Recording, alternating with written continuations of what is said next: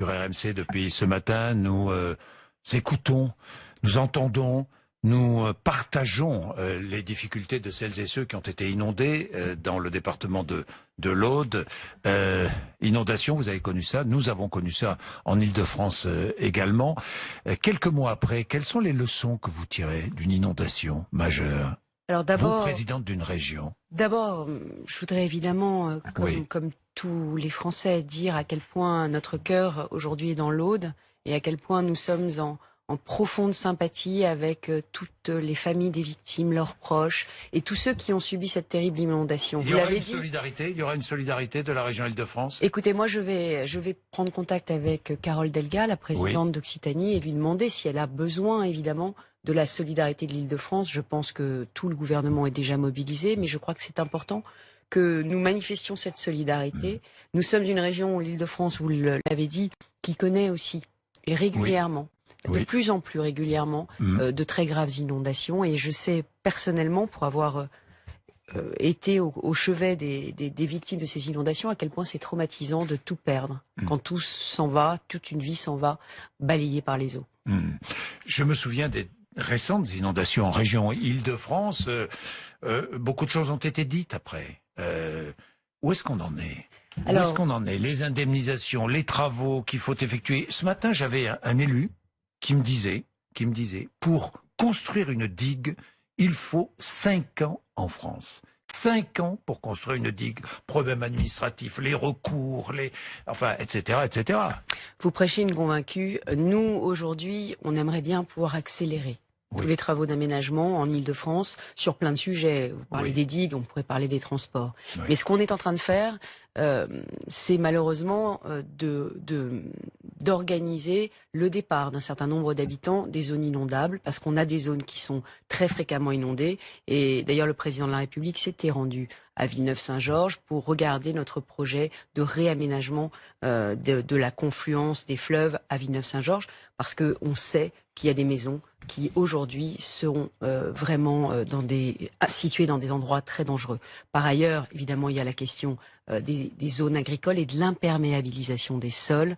Nous sommes en train de travailler à la région, à la désimperméabilisation d'un certain nombre de zones qui ont été imperméabilisées un peu à la va-vite. Vous voyez tous ces grands espaces de parking qui sont inutilisés, ces zones de bitume, on les désimperméabilise et du coup on fait des zones de rétention pour les inondations. Alors Valérie Pécresse, nous allons tous devenir des réfugiés climatiques. J'entends ça ici ou là. C'est vrai que les problèmes environnementaux sont maintenant très présents dans notre quotidien, Je sais bien qu'il y a eu des crues toujours, notamment dans l'Aude, mais elles se multiplient aujourd'hui, ces crues. Valérie Pécresse, l'écologie au sens large du mot est devenue l'une des préoccupations. La défense de notre environnement, l'une des préoccupations des Français. Vous le sentez? On le voit dans les élections. Regardez l'Allemagne, regardez la Belgique. Il y a 10 ans, j'avais pris position, quand j'étais ministre de l'Enseignement supérieur, contre les positions de Claude Allègre, pour que l'Académie des sciences reconnaisse l'existence d'un dérèglement climatique, du réchauffement climatique, et surtout la responsabilité de l'activité humaine dans ce dérèglement. L'Académie des sciences, courageusement, avait pris une position, c'était il y a 10 ans. Malheureusement, depuis 10 ans, les actions qui se sont succédées n'ont pas toutes été totalement dans le même sens. Je crois qu'aujourd'hui, on ne peut plus fermer les yeux. Les partis politiques, Monsieur Bourdin, vous parlez d'écologie. Est-ce que j'ai entendu Laurent Wauquiez parler d'écologie? Écoutez, je viens de faire voter à la région Île-de-France notre stratégie énergétique. Nous avons pris complètement position, à la fois sur une économie totalement décarbonée, sur le diesel et sur une sortie progressive du nucléaire. Donc je pense que nous faisons notre travail. Il faut aussi dire que nous aurons besoin d'énergie renouvelable et que si on en a besoin, il faut en faire. Donc nous sommes engagés sur la méthanisation des déchets, nous sommes engagés sur le solaire. Aujourd'hui, en Île-de-France, on produit 2% d'énergie solaire. On est dépendant à 90% d'énergie importée et essentiellement carbonée et nucléaire. Donc on a un sursaut à faire avec tous les habitants, mais nous avons aussi un énorme potentiel puisque nous avons une surface de toit qui est énorme. Mais pour ça, il ne faut pas des blocages à tous les étages. Il ne faut pas que les architectes des bâtiments de France nous disent quand on met un toit solaire, c'est pas beau. Vous voyez, le problème qu'on a, c'est tous ces blocages administratifs. Alors on dit qu'on veut aller vers l'écologie. Les querelles politiciennes entre une mairie, entre une région, sur les voies sur berge ou pas les voies sur berge et tout ça. Il faut dépasser tout ça. Alors sur les voies sur berge, moi je tiens. Sur la circulation en région Île-de-France, il faut dépasser tout ça. Il faut se mettre autour d'une table et avancer. Mais bien évidemment, d'ailleurs. C'est transversal le problème environnemental. Moi je suis pour une écologie positive. C'est transversal, mais il y a plusieurs écologies. Il y a l'écologie qui consiste à brutalement tout interdire et tout taxer, et puis il y a une écologie qui essaye d'inciter à changer les comportements. Sur les voies sur berge, vous connaissez ma thèse. Moi je suis en empathie totale avec les maires qui veulent aujourd'hui apaiser la circulation dans leur centre-ville. C'est un mouvement qui est dans toutes les villes. Mais ce que j'avais dit, et je pense que ça aurait été beaucoup plus puissant, c'est que si on avait réservé pendant plusieurs années la circulation voie sur berge aux véhicules électriques, eh bien on aurait eu un appétit pour les véhicules électriques, et une voiture qui ne pollue pas et qui est silencieuse, eh bien, franchement, je vois pas pourquoi on serait contre, sauf par idéologie. Vous voyez ce que je veux dire. Donc le sujet, c'est simple, c'est qu'il faut qu'on construise ensemble. Et vous l'avez dit, ce qui est bon pour l'Île-de-France est bon pour Paris. Parce que ce qui est important, c'est que les banlieusards, dont je suis, ne soient pas traités comme des citoyens de seconde zone et qu'on leur donne des solutions de transport. Des solutions de transport. S'ils avaient des solutions de transport, ils ne prendraient pas leur voiture. Valérie Pécresse, premier gros sujet de préoccupation. Vous savez que nous avons mis une carte grise gratuite pour les véhicules électriques et les véhicules non polluants en Île-de-France. Donc on est incitatif. En Île-de-France, vous allez aller plus loin, on a mis en place une aide au remplacement des taxis polluants, une aide au remplacement des véhicules artisans polluants, une carte grise gratuite pour les particuliers. On est en train de mettre en location 20 000 nouveaux vélos électriques. Et ce sera à partir de l'été. Donc l'idée, c'est effectivement de développer d'autres modes de mobilité non polluants. Et par ailleurs, à partir de 2019, on ouvre les bandes d'arrêt d'urgence des autoroutes et on fera circuler de ces bandes d'arrêt d'urgence des bus pour avoir des véhicules autonomes qui pourront nous amener sur les autoroutes à Paris. Donc des bus 2019 autonomes circuleront. Ah non, ils seront pas autonomes, on sera en expérimentation. En expérimentation, mais il y aura des bus. Mais il y a déjà des navettes autonomes qui fonctionnent. Et vous le savez, Monsieur Bourdin. Expérimentation. Oui, et sur des toutes petites portions. Oui, des toutes petites portions. Nous, ce qu'on va faire surtout, c'est le plus grand appel d'offres pour des bus électriques en Europe. J'ai commandé 1000 bus électriques pour Paris et la Petite Couronne, et ils pourront rouler dès l'année prochaine si les dépôts de bus sont mis aux normes. Bien. Appel à la RATP et à la ville de Paris. Environnement, c'est une chose. Insécurité, c'est autre chose. Avant de parler d'insécurité et de votre lutte contre l'insécurité dans la région Île-de-France, je voudrais que nous parlions un peu de politique. Remaniement attendu dans les minutes qui viennent. Est-ce que Frédéric Pechner, votre vice-président, va entrer au gouvernement? Ce que je sais, c'est que d'abord Frédéric Pechner est un très grand professionnel de la sécurité. Donc ce serait évidemment une formidable recrue pour un gouvernement quel qu'il soit, parce que je crois qu'il faut un électrochoc de sécurité, et je plaide pour cet électrochoc de sécurité depuis déjà plusieurs mois. Mais au-delà de ça, je crois que ce qui est important pour le gouvernement, c'est une inflexion de ligne politique. Et on ne peut pas, j'allais dire, faire entrer une personnalité ou une autre. Le sujet, c'est est-ce que le gouvernement est prêt au gouvernement à aller... Est-ce que vous allez le perdre? C'est une question qui ne dépend que de lui, mais moi ce que je crois. Est-ce qu'on lui a fait la proposition? Vous lui demanderez, Monsieur Bourdin. Je ne parle pas pour les autres. Je ne suis pas. C'est une réponse qui ne dépend que de lui. Ça veut dire qu'on lui a fait la proposition. Alors, mais ça veut dire aussi. Mais ça veut dire aussi. Il la refuse. Mais ça veut dire aussi, Monsieur Bourdin, que Frédéric Pechner, qui est d'accord avec moi sur toute une série de mesures qu'il faut prendre aujourd'hui, parce que nous sommes dans une situation de montée des violences, montée des incivilités, mais aussi montée des violences les plus criminelles. Vous avez vu qu'un jeune homme de 13 ans vient de mourir, à peine 13 ans, vient de mourir. Vous savez que il y a quelques semaines, dans un lycée d'Île-de-France à Saint-Denis, c'est un autre jeune homme qui n'a dû sa vie que au courage, à l'héroïsme d'un agent de la région. Il y a quelques mois, c'est un autre jeune homme de 16 ans qui est mort à Saint-Denis. Donc on a aujourd'hui une guerre des bandes, une guerre des gangs sur fond de narcotrafic. C'est le constat implacable qu'a fait Gérard Collomb avant de s'en aller. Et face à ce constat implacable, on ne peut pas détourner les yeux. Et vous savez pourquoi on détourne les yeux? On détourne les yeux parce que, malheureusement, un certain nombre de commentateurs et de décideurs n'habitent pas dans ces quartiers perdus de la République. Et moi, je veux défendre leurs habitants. Alors on m'a dit... Ah, Valérie Pécresse veut une double peine pour ces quartiers, c'est stigmatisant pour les habitants. Mais c'est une plaisanterie, monsieur Bourdin. C'est une plaisanterie. Les habitants de ces quartiers, ils veulent la même sécurité que vous et moi. C'est logique. Je vais revenir sur vos propositions en matière de sécurité. Laurent Wauquiez a envoyé un SMS aux militants Les Républicains à la fin de la semaine dernière à propos de la possible nomination, justement, de Frédéric Pechnard, vice-président de la région Île-de-France, nomination au gouvernement. Il faudrait alimenter sur le thème un vice-président de Pécresse pour que ce soit sur elle. C'est-à-dire, en quelque sorte, faut vous critiquer, quoi. Vous avez vu ce SMS? Il a été envoyé finalement à tort à Frédéric Pechnard. C'est lui qui l'a reçu. C'est vrai, ça, hein? Si, c'est vrai. Monsieur Bourdin, Bourdin, je n'ai pas... Laurent Wauquiez s'est trompé, il a envoyé le SMS à Frédéric Pechnard. Je n'ai pas commenté les propos de Laurent Wauquiez à l'EM Lyon, devant les élèves de l'EM Lyon. Je ne commenterai pas cette histoire de SMS raté. Moi, ne comptez pas sur moi pour alimenter la division dans ma famille politique. Bon, oui. Mais enfin... Laurent Wauquiez s'est adressé à vous récemment. Vous semez le trouble, a-t-il dit. Vous fragilisez votre famille politique. Le sujet n'est pas Orban, le sujet c'est l'Europe. À propos du vote concernant Viktor Orban. Non, le sujet c'est les libertés publiques en Europe et c'est l'ADN de la droite française de défendre les libertés et les droits de l'homme. Bien, Valérie Pécresse, les Lilas. Donc, je voudrais revenir sur ce qui s'est passé au Lilas avec ce gamin de 12 ans et demi. Ce petit garçon, grand garçon, on dira ce qu'on voudra, de 12 ans et demi. À 12 ans et demi, c'est un petit garçon. Oui. De 12 ans et demi, il y a eu quoi? Ces chamailleries entre deux bandes rivales. Ils se sont insultés sur les réseaux sociaux. Ils se sont retrouvés, ils se sont battus. Tout simplement, il y en a un qui a pris des coups de barre de fer et qui est mort à l'hôpital. C'est dramatique. Oui, mais là, c'est pas une histoire de territoire, ni une histoire de trafic de stupéfiants. Hein, je crois qu'on peut pas seulement dire chamaillerie. Je pense qu'aujourd'hui, on est face à de la violence qui a atteint un niveau jamais connu. Vous vous souvenez des images absolument terribles de Garges-les-Gonesse il y a quelques semaines, où on les a vus tirer un gamin qui était sous une voiture et le tabasser à coups de barre de fer.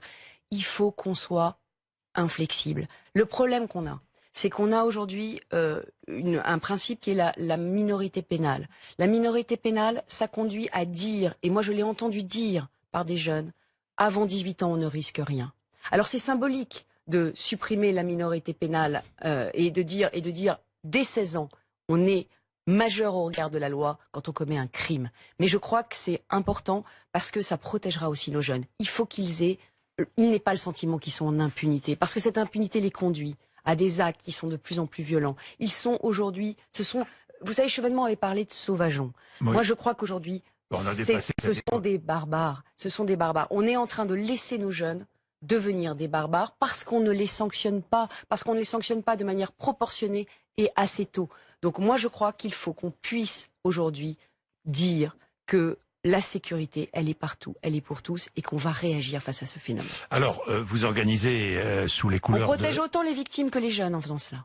Vous organisez un colloque sur la politique pénale, hein, c'est demain, je crois, c'est bien ça? C'est demain. C'est demain, Valérie Pécresse. Vous avez proposé de doubler les peines pour les crimes commis dans certains quartiers.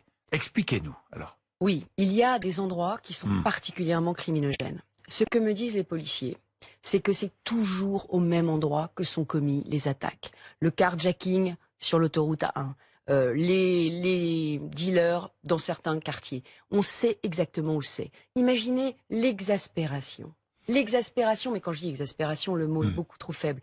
La colère, le rejet, l'incompréhension des populations qui, tous les jours, au même endroit, voient les mêmes. Et en fait, c'est assez logique. Les criminels se mettent à un endroit où c'est facile de s'enfuir. Ils se mettent à un endroit où il y a du butin à se faire. Donc la question, c'est à un endroit où il y a le double de la criminalité moyenne nationale. Eh bien, dans cet endroit-là, on met le double de sécurité, c'est-à-dire on met le double de peine. On fait une circonstance aggravante lorsqu'un acte est commis dans un endroit particulièrement criminogène. C'est constitutionnel. Alors oui, vous savez, on avait déjà dit ça à Nicolas Sarkozy pour les peines planchées, on l'avait déjà dit ça aussi pour la rétention de sûreté, pour les criminels particulièrement dangereux. Donc moi, ce que je dis, c'est que vous avez aujourd'hui des circonstances aggravantes si vous frappez quelqu'un qui est dépositaire de l'autorité publique.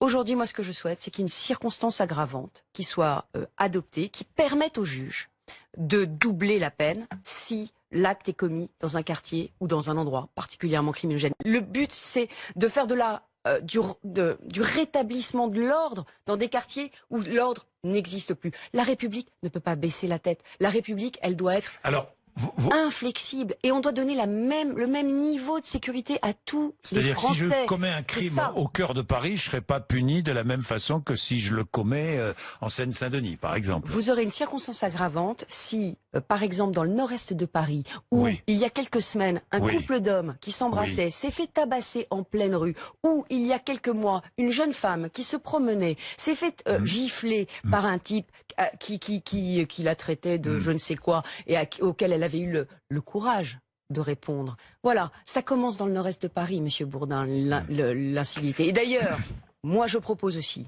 des polices municipales armées dans toutes les grandes villes, et on commence par Paris, parce que ça n'est pas normal que la police nationale soit mobilisée dans Paris compte tenu des ressources très importantes financières de la ville. Nous devons avoir une police municipale armée dans Paris, et notamment dans l'est de Paris, mais pas que, aux Champs-Élysées aussi. Je ne suis pas sûr que les Champs-Élysées, Monsieur Bourdin, si on calcule mes territoires par rapport à la moyenne de la criminalité nationale, qu'on ne fasse pas une double peine sur les Champs-Élysées. Ce qui permettrait à tous ceux qui s'y promènent, les touristes comme les Français, d'avoir plus de sécurité le week-end. Valérie Pécresse, vous inspirez beaucoup des textes en discussion au Danemark, et parmi ces discussions, il y a une mesure. La proportion d'enfants immigrés sera limitée à 30% dans les collèges et les lycées. Pour cela, un service de bus sera organisé pour acheminer les enfants d'immigrés dans des lycées de zones plus favorisées. Qu'en pensez-vous? Alors, je suis très favorable à l'idée qu'il faut casser les ghettos. Et oui, c'est l'idée, c'est de casser les ghettos. Mais attendez, cette mesure... 30% d'enfants d'immigrés dans les collèges et lycées. Attendez, moi je suis favorable à une autre mesure. Laquelle? Pas à celle-là, à une autre mesure. Je suis favorable à ce qu'on dise. On se donne 10 ans et on casse les quartiers ghettos. Ça veut dire quoi? On reconstruit à côté. Tout le monde va me dire il n'y a pas de foncier, il n'y a pas de foncier. C'est faux, Monsieur Bourdin. Il y a des terrains disponibles, il y en a partout en Île-de-France, il y en a partout en France. Donc le but, c'est on reconstruit des quartiers de mixité sociale. Mon plan banlieue, il tient en 3 mots. Autorité, sécurité, je vous en ai parlé. Mixité sociale. On ne peut pas réussir si on a plus de 30% de logements très sociaux dans un quartier. Il faut ramener la mixité sociale. Donc mon 30%, c'est un plafond anti-ghetto. On reconstruit les quartiers et puis ensuite on détruit les grands ensembles actuels et on reconstruit les quartiers de mixité sociale. Et le 3e volet, c'est la réussite. Parce que évidemment, il faudra donner à ces quartiers les mêmes chances, les mêmes services publics, la même qualité d'éducation. Mais pour ça, faut-il encore que les professeurs aient envie d'aller y enseigner? Faut-il encore que les services publics osent y entrer? Est-ce que vous avez vu, Monsieur Bourdin, que le SAMU aujourd'hui, les agents du SAMU sont parfois obligés de porter des gilets pare-balles pour intervenir dans certains des quartiers perdus de la République? Donc il faut les détruire, les reconstruire et faire un plafond anti-ghetto de 30% maximum de logements sociaux. Et c'est ce que je fais en Île-de-France. Je ne finance plus aucune opération de logement dans laquelle il n'y a pas ce plafond, dans lesquels il y a plus de 30% de logements sociaux dans des villes où il y en a déjà pléthore. Information BFM TV, Christophe Castaner sera nommé ministre de l'Intérieur. Ça vous va? Écoutez, c'est le choix d'Emmanuel Macron. J'attends de Christophe Castaner de la lucidité sur la situation aujourd'hui du pays. J'attends la même lucidité que Gérard Collomb, mais j'attends beaucoup plus d'actes que Gérard Collomb, parce que le problème de la sécurité, c'est que les paroles viriles, pardon de vous le dire, Monsieur Bourdin, tout le monde en a un peu assez. Ce qu'on veut, c'est des actes virils. Parole d'homme. Et Margaret Thatcher disait, si vous voulez que quelque chose soit dit, demandez à un homme. Si vous voulez que quelque chose soit fait, demandez à une femme. Et je m'approprie totalement ce dicton. Un dernier mot sur la taxe d'habitation. Gérald Darmanin a publié sur Twitter la liste des maires qui ont décidé d'augmenter la taxe d'habitation dans leur commune. Beaucoup de maires de la région Île-de-France, votre région. Quelle réponse lui apportez-vous? Que lui dites-vous ce matin? Le problème, c'est que le gouvernement a coupé les vivres aux maires. Le gouvernement dit c'est faux.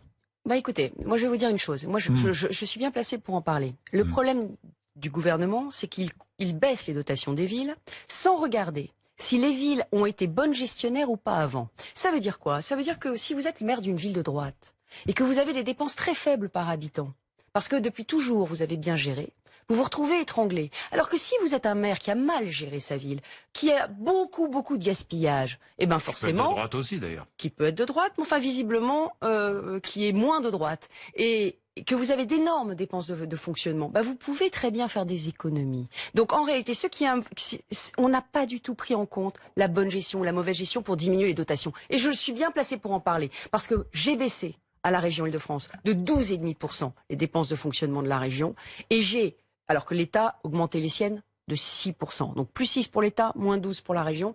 Et on m'a coupé les vivres de la même façon que des régions qui avaient continué d'augmenter leurs dépenses. C'est injuste. Et c'est aussi pour cela que je pense qu'il faut qu'on regarde un petit peu plus loin que simplement les hausses d'impôts de cette année, qu'on regarde aujourd'hui combien dépensent les mairies et quels sont les taux d'imposition de chaque mairie.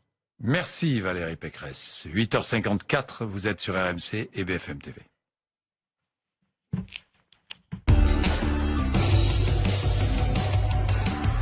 Le 18 octobre se tiendra la première journée nationale des métiers de la propreté, une filière qui représente 500 000 emplois. Philippe Joigny, président délégué de la FEP. Les professionnels de la propreté sont présents aujourd'hui dans des secteurs d'activité très différents. La santé, l'agroalimentaire, le nucléaire et bien entendu les bureaux. Des environnements différents pour des métiers spécifiques. Les femmes et les hommes spécialisés dans les métiers de la propreté, dans le médical, dans la santé, aussi dans les cordistes par exemple qui nettoient les vitres en grande hauteur.